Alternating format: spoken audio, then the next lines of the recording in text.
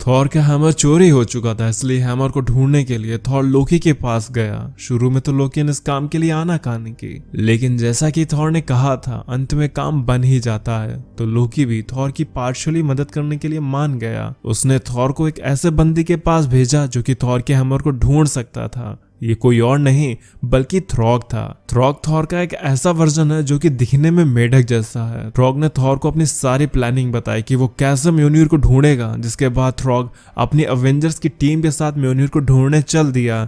लेकिन क्या थॉर सिर्फ थ्रॉग के भरोसे बैठ सकेगा? क्योंकि वक्त जैसे जैसे बीतेगा वैसे वैसे कुछ अनहोनी होने के चांसेस बढ़ते जाएंगे। तो अब कहानी को आगे शुरू करूं, मैं आपको बताना चाहूँगा कि मैंने अपने ही चैनल पर कैंग द कॉन्करर की कैंग बनने की स्टोरी को एक्सप्लेन किया है, एसगार्ड पर नॉर्मन ऑसबॉर्न के अटैक को कवर किया है, किंग इन ब्लैक के इवेंट को, और एक ऐसे थॉर की कहानी भी शेयर की है जिसमें वो अनवर्दी है। तो अगर आपने अभी तक उन वीडियोस को नहीं देखा है तो मेरे चैनल से उन वीडियोस को देख सकते हो, और अगर आपको वो प्लेलिस्ट ना मिले तो आप कमेंट कर देना, मैं जरूर से उसको रिप्लाई करके पूरी कहानी को प्रोवाइड करा दूंगा। और अगर आप चाहो तो मुझे फेसबुक और इंस्टा पर भी फॉलो कर सकते हो, डिस्क्रिप्शन बॉक्स में दोनों के ही लिंक मिल जाएंगे। अब आगे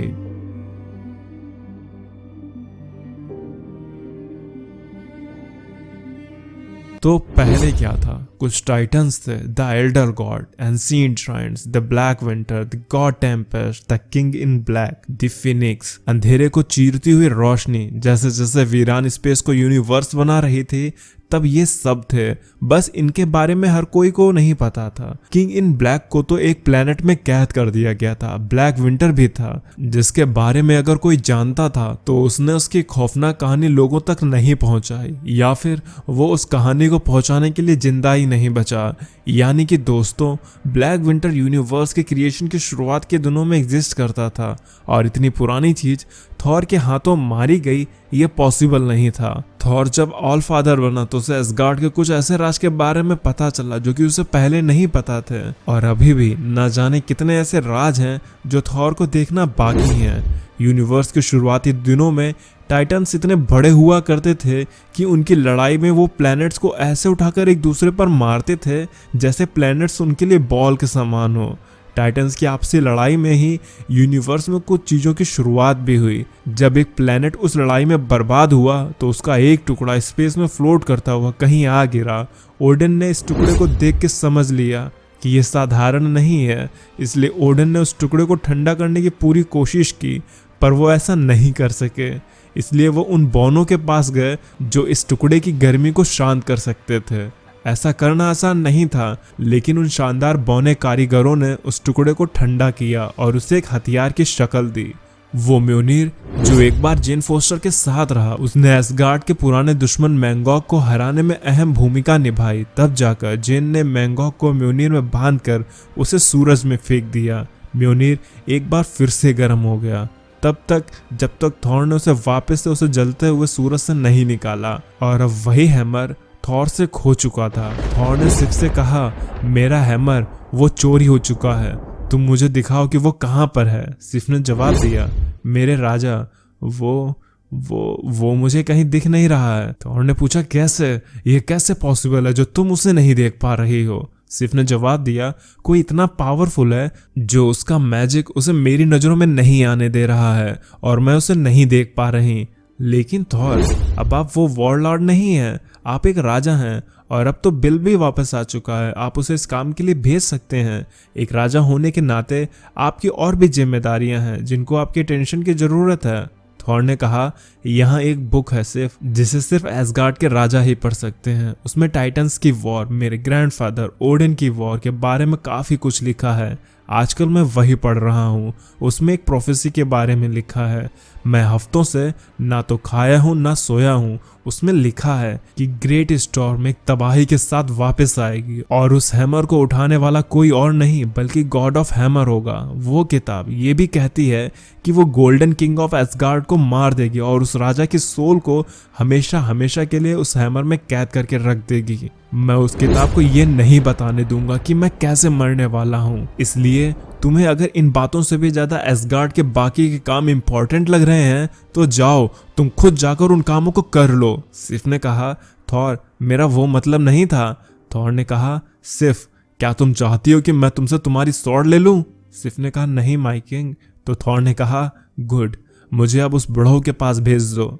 वहीं इन सबसे दूर उसी एरिना में जहां वॉरियर्स को लड़वाया जाता है, जहां कुछ लोग पैसे बनाते हैं तो कुछ पैसे गंवाते भी हैं। कहते हैं ये एरिना एक पुराने सेलेस्टियल का हाथ है जिसे किंग इन ब्लैक नल ने मार डाला था। तो कुछ ये भी कहते हैं कि ये हाथ अभी भी जिंदा है और ये अपने बाकी के शरीर को ढूंढ रहा है। लेकिन कुछ भी हो, आज ये एरिना स्पेस के महायोद्धाओं का अखाड़ा बन चुका है। ओडिन भी इस अखाड़े में है।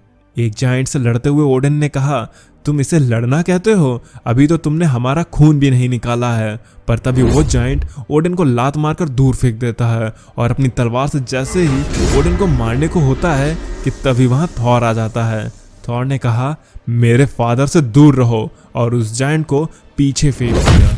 थॉर उस अरीना में आ गया था जिसकी वजह से कुछ लोगों को आज नुकसान होने वाला था क्योंकि उनके पैसे डूबने वाले थे।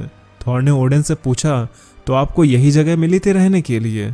ओडिन ने कहा, ये जगह मैंने नहीं चुनी थी, तुम्हारी बहन, उसने मुझे यहाँ छोड़ दिया। थॉर ने कहा, तब तो उसने अच्छा काम किया, चलिए अब मुझे आपकी ज़रूरत है। ओडिन ने कहा, म्योनिर को ढूंढने में?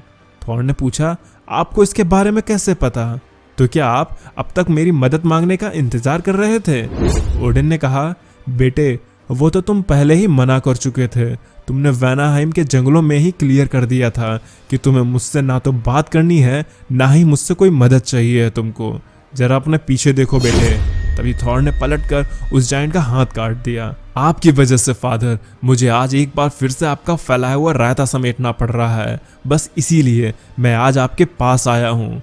तो ओडिन थॉर के साथ निडावेलियर आ गए, जहाँ वही बौने रहते हैं जिन्होंने एसगार्ड के लिए वेपन्स बनाए थे।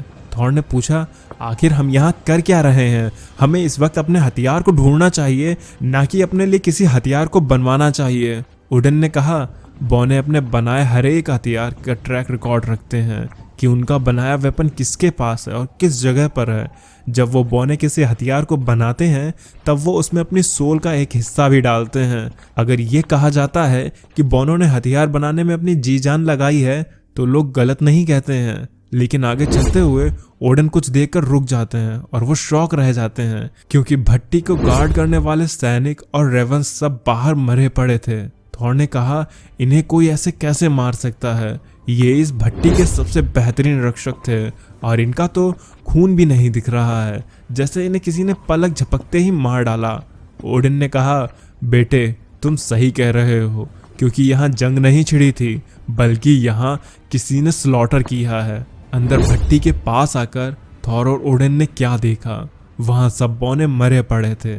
एक भी बौना जो वहाँ मौजूद था वो अब मर चुका था। थॉर ने पूछा, भट्टी को तबाह कर दिया गया और बौनों को किसी ने मार दिया, ये कैसे मुमकिन है फादर?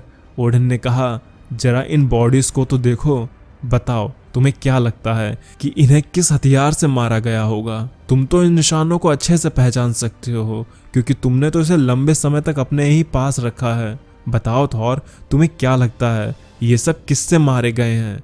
थॉर ने कहा, म्योनिर से।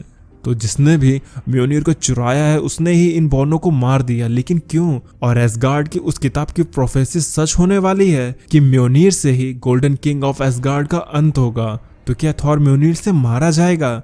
ये सब सवालों के जवाब तो आगे चलकर ही पता चलेंगे। लेकिन गाइज, ये स्टोरी अब और भी ज़्यादा इंटरेस्टिंग होती जा रही है। एसगार्ड और थॉर की किस्मत किस ओर जा रही है ये उन्हें भी नहीं पता, पर कोई तो बहुत शक्तिशाली है जिसने म्योनिर को चुराया है। तो अगर आपको वीडियो पसंद आई हो तो इसे लाइक कर देना, चैनल पर नए हो तो सब्सक्राइब कर देना। तो अब मैं चलता हूँ, आप मेरी बाकी की वीडियोज़ एंजॉय करें और खुश रहें।